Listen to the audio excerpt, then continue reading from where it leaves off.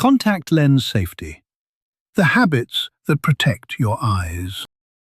At Eyecare Centre of Orange County, Dr. Alexander Bonakdar has cared for patients for more than 3 decades. Trained at the Illinois College of Optometry, board certified and trusted by more than 10,000 Orange County patients since 1991. The most important rule is that water and contact lenses do not mix. No showering, swimming, or rinsing in tap water.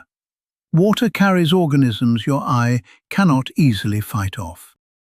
Unless your lenses have been specifically prescribed for overnight wear, take them out before you sleep.